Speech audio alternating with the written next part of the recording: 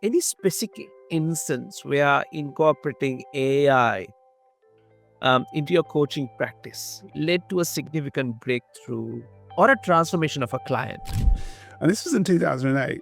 So I started using AI to guide the intentions of my clients, 17 years ago. The competencies, the ethics with which you work with AI in coaching is very different to the competencies and ethics that are needed when you're a human coach working with a human client.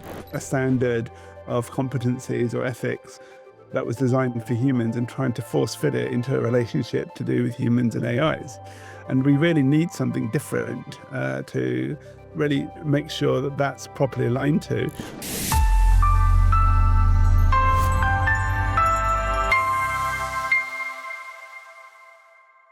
Hey there, and welcome back to EI Cafe with Azim. Before we dive into today's conversation, I just want to take a moment to say thank you. Yes, you, for showing up, whether this is your first episode or you have been with me since the early days. I genuinely appreciate your time, your curiosity, and your willingness to grow. Now, here is something interesting I came across. Did you know that nearly 50% of podcast listeners tune in regularly but haven't actually hit the subscribe button?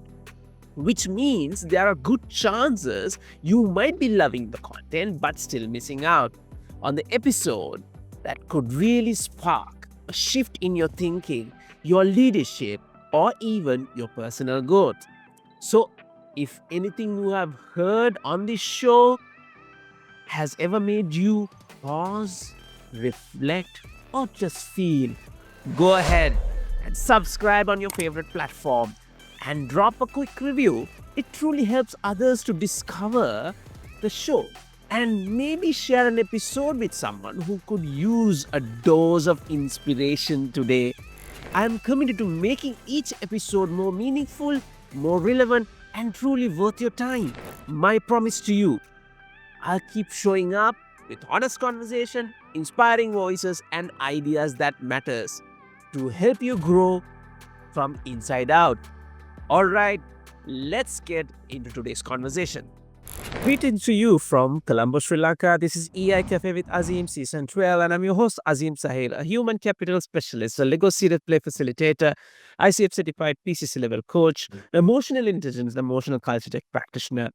And of course, I'm one of the lead facilitator at Luminary Learning Solution. This weekly show helps you to explore the impact of emotional intelligence on our lives through engaging conversation with industry leaders, innovators, executive coaches, and thought leaders.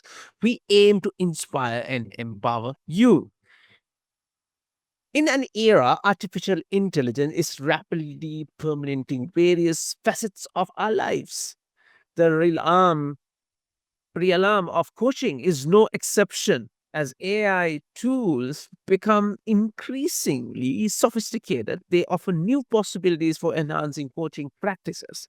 However, this integration also raises important questions about the ethics, inclusivity, and the preservation of human touch in coaching. Now, it's time to drill down to this particular statement. Let's decode it. It is where wisdom is born, lessons crystallize, and leadership takes root in the change era. Now, let's join us to explore how AI is reshaping the coaching landscape, the ethical consideration involved, and what future holds for this dynamic intersection of technology and human development. Of course, to have this conversation, I have an expert on this, right? So, we are going to drill down. The topic for today is Beyond Algorithm, the Future of Coaching. My guest today is Jazz Rasool. He has been an executive coach for over 20 years. He has extensively designed and deployed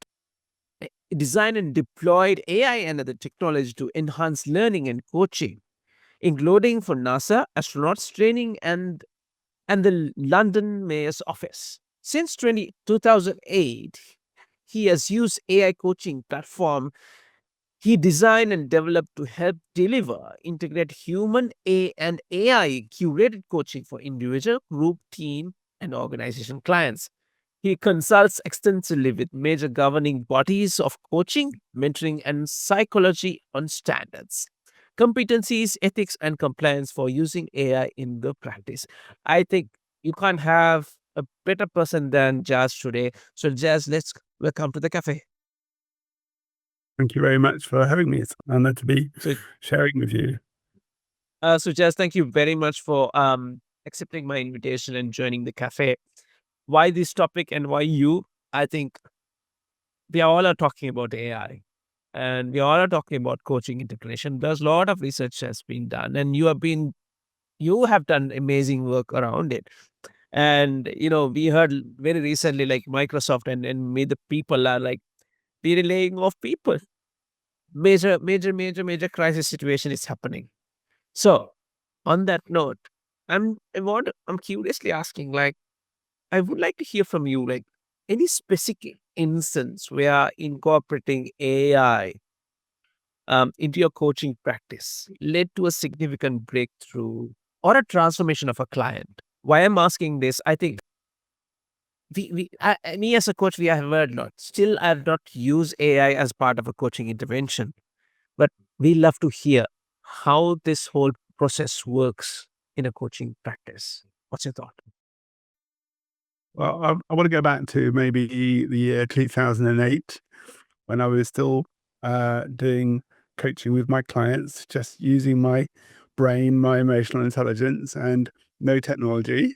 It was just human to human. Um, but I noticed that there were some clients that had rather complex issues and they weren't simple.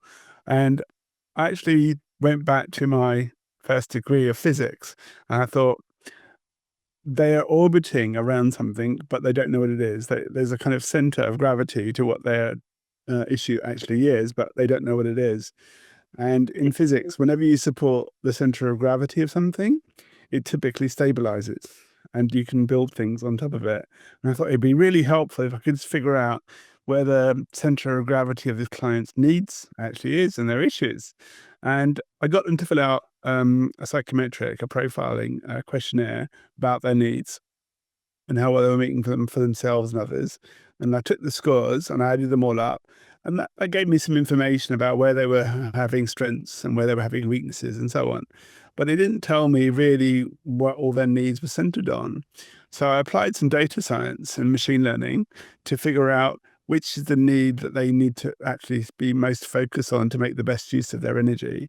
And then I translated that into English and gave the client options as to which kind of intentions or priorities they should focus on. And this was in 2008. So I started using AI to guide the intentions of my clients, 17 years ago. And that significant discovery of how to work with a client's central need for their day, not their life purpose, but just their priority for the day. Just working with that massively helped them get their energy sorted, especially when they were actually matched with other people who were of a similar kind of or complementary mindset who could then collaborate with them. So those two steps were really critical. And obviously I've refined the platform and coaching since. But I've had 17 years of practice of using AI in coaching. And the most significant thing I've discovered it can help with is identify what clients need to do more of, what do they need to do less of, and what should they leave alone and not interfere with in order to make the most of themselves. Usually, the AI has taught me this. When people get those things wrong, that's when they usually end up typically seeking coaching. They did more of something when they should have done less. They did less of something when they should have done more, and they interfered with something they should have left alone. And the big challenge in coaching is identifying what things people should do more with, what things they should do less with, and what things they should leave alone. But AI can help with that. It can help with those three simple things that if you address them each day, you'd get to make the most of your energy and you'll be able to do things in sustainable ways. You'd keep your vitality up and your clarity up, and you'd be able to more effectively work with other people. So for me, that's the area that my clients have come back to me and said, just knowing those three simple things, having a technology to help discover what to do more of what to do less of, and what to leave alone. That massively helps in maintaining the client's energy and their clarity and their motivation. Well, I like this through a three element how you put across and come across, and that becomes an aha moment. And I was so surprised you're talking about 17 years ago. We were talking about AI, right? That's Yeah, mind and in blowing. those days, I was on an Excel spreadsheet, and writing the code in Visual Basic myself to figure everything out and do the Right. statistics, machine learning. But since Yeah. then, of course, it's been significantly developed. Yeah, I can't even think about it. Like, okay, we just like year ago, 1.5 year ago, we actually start experiencing AI, especially through like ChatGPT, Copilot, and but you're talking about 17 years ago. That's amazing. Um, and I like the way that how it introduced as a part of a coaching context. And again, 17 years ago. Um, then again, now we are talking more of an application basis in terms of an AI context. And when you come to application, I know coaching, or most of the bodies they have their standards. I know ICF have standard, and ICF is exploring um, more in terms of what are the ethical standards they're coming in. Now, I know for a fact that you have been very much involved in this AI coaching alliance and standard. If I'm not mistaken, I just want to ask a couple of questions on that. How important to set this a standard? And number two is how can coaches practically implement those standards in your daily sessions to enhance the client outcome? Because end of the day, clients is the most important person. We are using AI as part of it. Could you provide an example for us how this standard has been influenced coaching practices and coaching approach? I think there's a concern that um, I wasn't an ICF qualified kind of coach, if you like, until the last year or two when I got professional certification from Henley Business School. But I didn't belong to any governing body for 20 years when I was doing coaching. And the thing I learned through AI was that the competencies, the ethics with which you work with AI in coaching is very different to the competencies and ethics that are needed when you're a human coach working with a human client. It's very different. And if you try and use competencies and ethics that were, intended for a human coach to work with a human client, and you try and use them for a human AI relationship, it doesn't necessarily automatically fit. And if you're at risk of certain liabilities if you do that. So I thought there's something wrong in just borrowing a standard of competencies or ethics that was designed for humans and trying to force fit it into a relationship to do with humans and AIs. And we really need something different to really make sure that that's properly aligned to. So what I did with the AI Coaching Alliance, which is a group of over 550 people, researchers, coaches from around the world who want to look at how to use AI in a safe way in coaching, an innovative way, was I combined the different competency sets from the different governing bodies, the ICF, the EMCC, the AC, and integrated them into a single competency set for design for humans coaching. But then I adapted that and included some new competencies that would align with things like the EU AI Act, and also take into account the affordances that AI has that human beings don't. And I created 4 sets of competencies to get coaches fit to use AI in coaching practice. Now, they centered on ethics, they centered on safety, and also specifically ensuring that the AI is doing something useful and something of value in generating insight for clients and actually empowering them, and also helping the coach to develop their practice as well and their competencies too. It's got to be looked at in this kind of way. Otherwise, you're trying to force fit a way of doing things designed for human beings onto technology, and it's just not going to work. So that standard, the AI Coaching Alliance standard, was the first standard to be published to help coaches actually have some steps on how to use AI in coaching in not just a safe and secure way, but also in a way that was innovative and that was ethical as well. Now, the ICF did produce their own AI coaching standard in May of last year. It took 3 years, about 100 pages long. unfortunately, you can imagine if every governing body produced a standard that big, then the coaches are just going to get overwhelmed. So as far as it is, most coaches need something they can put on a poster, in their practice room that they can look at and refer to. So the AI Coaching Alliance standard was meant to fit on like one page of A4 so that people could have a simple way of understanding what factors they need to take into consideration when they're using AI in coaching. So that's the kind of background to it. And it's now even being taught with leading coaches and researchers on practical courses of actually using AI in coaching. I'm really getting. I think a lot of effort has gone through this whole particular process of getting this particular standard. Now, it's important that we as coaches, really understand this particular context, because I just want to reconnect this particular whole question again. How do you think coaches can really embrace this whole mindset using AI? Now, still there is an argument coaches comes across, right? No, coaching is very human to human. You should be following this whole piece of standards. But then again, I think the future is going to be very much technology based, if I'm not mistaken. So artificial intelligence is no argument. It's going to be there for the future. But we as coaches, how can use these tools to enhance our knowledge and help our clients better? How do you think this whole thing can be really made it happen? And if you have any examples, it would be great for us to listen to also. Well, I think it's important to look at AI as one of two things. It can either be a tool or it can be something that you use as a technique in order to bring about transformation. So tools don't tend to have any agenda associated with them. But obviously, if you use a tool in a particular technique of coaching, that's going to influence what kind of outcomes that you get. Now, in science, if I was a doctor and the only way I relied on diagnosing a patient was just to feel their pulse, I didn't have access to an MRI scan or X-ray machine, all these kind of things. Can you imagine what medicine would be like in terms of discovering broken bones or cancer or things like that?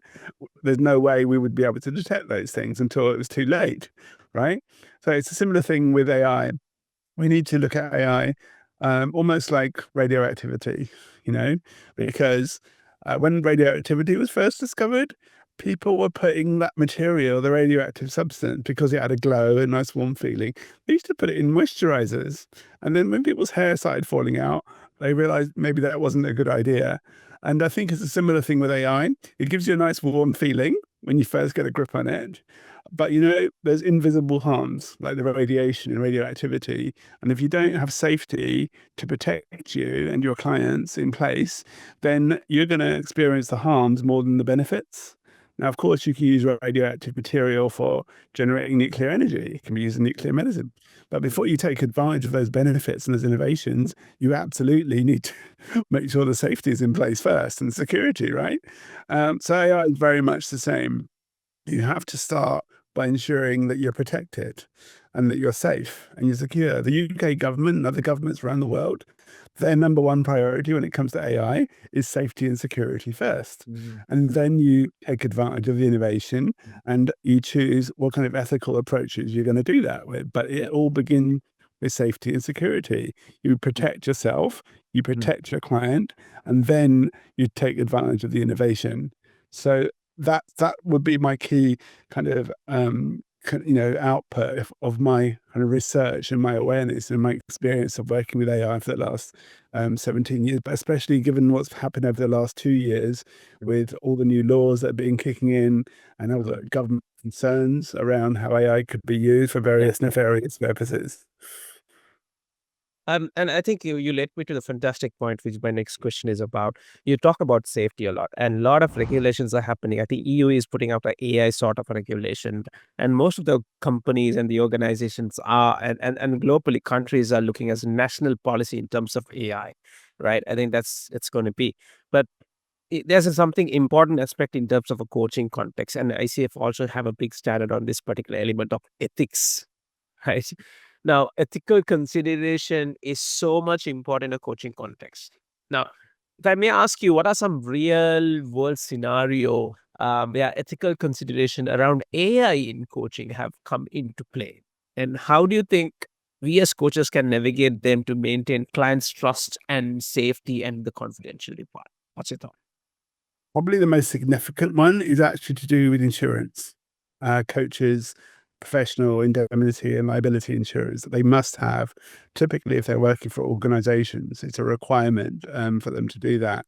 Now, I've actually spoken to insurance companies and said, well, what happens if a client experiences harm or has trauma triggered through the use of AI by a coach?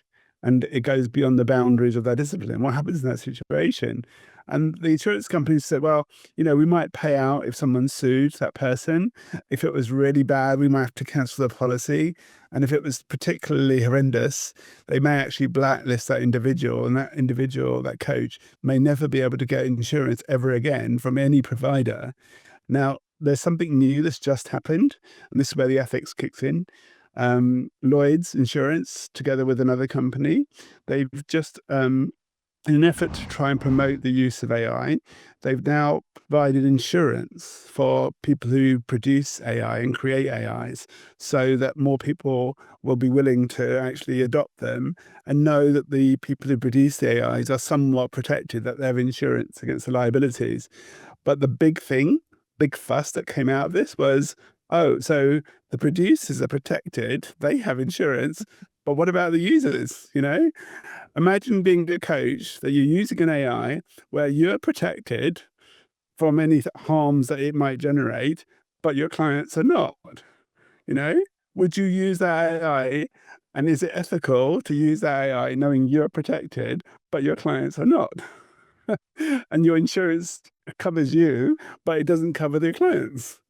So that's a really critical example. On the one hand, you can end up losing your career and never being able to practice again. And on the other hand, if you do it, there's a risk that you could alienate your clients because they're not protected in your use of AI, you know? So these are the kinds of real world, emerging dilemmas that are showing up. These aren't philosophical issues. They're actual issues that are going to affect people's ability to practice and the harm that clients might experience, as well as, the benefits and the innovation. So we can't just look at it as philosophy. Ethics of this kind is Yeah. actually having to be embodied and practiced in real world situations. Yeah. So it's very interesting, right? I think most of the standard it's to make sure that coaches practice the right way.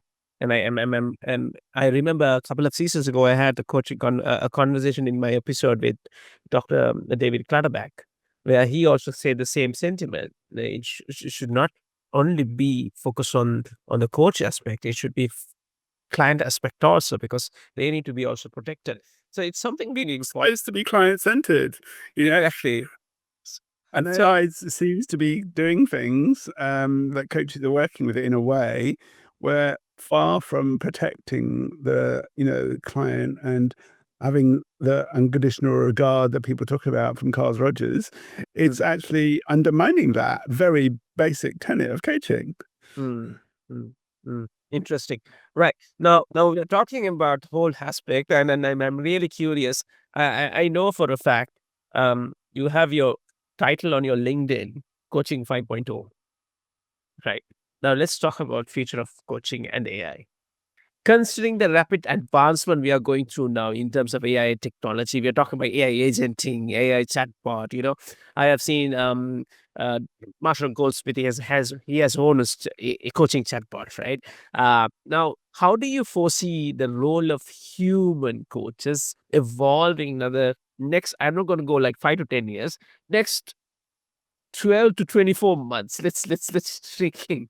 How do you see how this role of human coach going to evolve in the next 12 to 24 months? And what do you think, what sort of steps we as coaches should take now onwards to stay relevant in that particular way? Well, we're in the middle of three kinds of changes that have gone on. A little while ago, through the use of AI and through the use of internet and tools like Zoom, we started seeing the democratization of coaching, it being made available to more people. That doesn't necessarily until AI come along, and that reduced the cost certainly, but doesn't necessarily improve the quality. So that was the first thing. There was this democratization that's been going on over the recent years, right?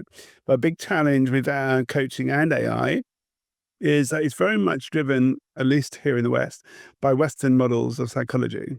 It doesn't really necessarily include models of psychology or wisdom traditions, which are the ancient way of doing coaching, from Africa, India, or China. And AI is no different. It has the same problem of this colonial underlying data set and algorithm and psychology. So the next stage that's beginning to unfold now and will run over the next year or two is a challenge to do with diversity. In America, earlier this year, there was a survey done which said 4 in 10 American companies were diverting their diversity funding over to AI projects. Now, you can imagine if you're increasing your budget for AI, but you're decreasing your budget for diversity oversight, then there's going to be problems with fairness and discrimination to do with that AI. So we're in an age of diversification now, and we're trying to see whether local nations across the world are being able to create AIs for their own culture and not just based on Western models of psychology. The last step that we're going to see inevitably has already started happening is the desire to not get your AI from one central source like OpenAI or Gemini, or Google or whatever. People want their own localized AI that's not linked to that central source. In other words, they want to decentralize, a bit like how cryptocurrency decentralized money from banks, same principle. So these three things, these three trends of democratization, diversification, and decentralization, these are all what we're in the process of seeing. They're all running in parallel. Okay, but democratization's settling down a little bit, diversification's increasing, and in the near future, don't be surprised, even if people seek coaching in a decentralized way and a diversified way, because they might not necessarily want to get everything done through a governing body. They want to do something that's more local, for example. So those three trends are not just applying to AI, they're also applying to coaching. So you can see those things fully mature, if you like, over the next 5 or 10 years, but they're all running in parallel. Right. So you mean to say, Jazz, like the future, you don't need a body to really govern the whole coaching context? Is it going to be really based on AI, the standards, and we are going to follow that? Is that what you're saying? Yeah, for example, in the olden days, right, for you to get internet access, you had to go through an internet service provider, right? Now you can get internet through your phone. And you don't have to tie yourself to any internet service provider. It's all just linked to your phone company, right? So there's a decentralization going on generally with the use of technologies over history, and it's going to continue into the future. And that's not just applying to technology, it's going to apply to governing bodies. Previously, governance came from a central body like the ICF, the MCCAC. But once you localize that governance, you don't need that centralized governance anymore. Now, people will still answer to somebody like the ICF, but there'll be much more greater autonomy and control at the local level rather than having to constantly answer to what this big body says that's westernized and located on the other side of the planet, you know? Yeah, I really like that. I remember you talking this in the coaching ethics forum. Also, you mentioned about how this particular regional element influenced the coaching context. Where the Indian way of the ancient way of doing this whole conversation, because we have, as you rightly said, we are looking at the Western philosophy of coaching, but there can be like Asian way of doing it. I think that decentralization is something going to really happen very soon. And in China, it's mostly driven by the philosophy of Confucius. The whole society of China, its infrastructure is administered through the thought processes and mindsets of Confucius, right? And who in the West has any kind of alignment to Confucian ways of doing things? I think this AI is going to dig this because it's going to machine learning. I think you're spot on. I think we as coaches need to really buckle up. We need to really explore. We need to really understand what's going to happen in the future. So, Jazz, I think we're coming to the last part of the conversation. I think it has been a very informative, very insightful conversation. I think lots of eye-opening, personally, I have in terms of a context. Now, let's go. Are you ready for the rapid fire questions, Jazz? Right.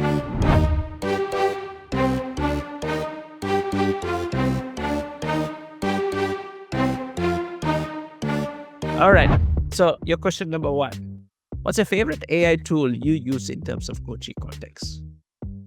Well, it's got to be ChatGPT because obviously it was an early bird when it comes to AIs. But yeah, I think ChatGPT, in terms of conversational AI, that's my go-to ChatGPT. Having said that, remember, AIs are not just conversational AIs, chat-based AIs like, ChatGPT. My own AI coaching platform is based on statistics and analytics, and it has very little conversational element because that bit's done by the coach. So bear that in mind, that conversational AIs are just one kind of AI. Having said that, it's probably the AI I use the most, ChatGPT. All right. Brilliant. All right. Next question number two. One word to describe the future of coaching. Diversified. Diversified. Brilliant. Brilliant. Question number three. Biggest misconception about AI in coaching. This is something I posted on recently where people were saying that, an AI won't take your job or replace you, but a human being using AI will. And I said, no, that's a myth, complete myth. The fact is, if you're a cookie cutter coach and you just use standard techniques like grow and a bunch of other stuff, and you never draw on your own humanity and your own empathy, your own conscience and consciousness, then you're no different from an AI and a robot. Therefore, you could be replaced by one. Now, that's call to action. It's saying, even in an age of AI, your humanity actually is the most advanced technology in the room. Think about it. It's been built over data sets over billions of years. Algorithms that have been growing and evolving for millions of years. And it's conscious, it's capable of empathy. And you think AI is the most advanced technology in the room? I laugh. I really do. Absolutely. All right. Your final question on this rapid fire. Essential skill for coaches in the era of AI. I think the most central skill is what I just mentioned. It's about drawing on your own humanity. Don't take a cookie cutter approach, because anything that's a model or psychology or knowledge or tool or technique that can easily be learned by AI, that's not where the future of coaching is going to lie. It's going to rely on how we advance our humanity as a technology in itself. And long as your humanity is the most advanced and sophisticated technology in the room, it means you as a coach, the human coach, are always going to be of value. Absolutely. Absolutely. All right, ladies and gentlemen, that's the end of the rapid fire round. So, Jazz, before I let you go, I'm expecting a golden nugget from you. What would be a key message you want to give to our listeners and viewers who's going to watch and listen to this particular episode about coaching and AI? What's your key message? I think the key message I've been sharing with people recently is that, especially with the fifth industrial revolution, which is what Coaching 5.0 is about, it's centered on human flourishing. And human flourishing arising from human intelligence and artificial intelligence working together, where the humans advance the intelligence of the machines, but then the intelligence from the machines actually advances us in terms of our humanity, our empathy, our consciousness, our conscience, these kind of things, right? Yeah. Now, if that's done in a reciprocal circular way, we will see humanity as a whole advance in the future, where we're not going to end up with a future where we have dumber and dumber human beings and smarter machines. We actually have a future where the human beings are at least as smart as the machines. Brilliant, brilliant. So, okay, ladies and gentlemen, that's the time what we have today. Conversation is about beyond algorithm, the future of coaching. So, thank you for joining us on this particular insightful journey into the evolving landscape of coaching in the era of artificial intelligence. Our conversation today with Jazz Rasool illuminated the practical way of AI and augmenting the coaching practices, emphasize the importance of ethical integration. And of course, I still remember he talked about diversification and decentralization piece. It's interesting to see as we navigate the intersection of technology and human development, it's clear embracing AI thoughtfully can enhance our coaching methodologies and making them more accessible and effective. And if today's conversation sparked your new ideas, questions, we encourage you to explore further resource and continue conversation with the communities. Of course, you can get connected to Jazz with on his LinkedIn profile. I will be sharing his all connections and website links to his work, what he does. Of course, please. He put some amazing thoughts on LinkedIn and articles on LinkedIn. Please refer as well on that road. Jazz, thank you very much for joining in today.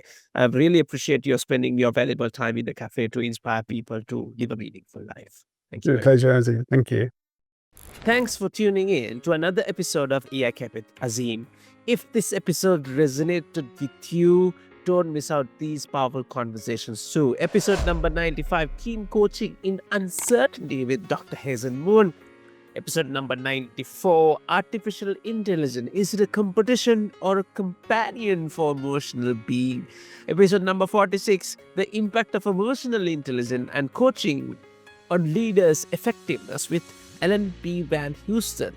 Episode number 52, Practical Application of Neuroscience to Coaching with Gillian McKay. Every episode is a step deeper into the power of emotional intelligence in leadership, teams, and life. If it sparked a reflection, a clarity, or an action, leave a review, share your thoughts, or pass it to someone who can get the benefit out of this particular episode. This is AI Cafe with Azim. Checking out of the cafe, I am Azim Sahib. Until next time, tune into your emotions and turn them into insights. Stay safe and God bless you.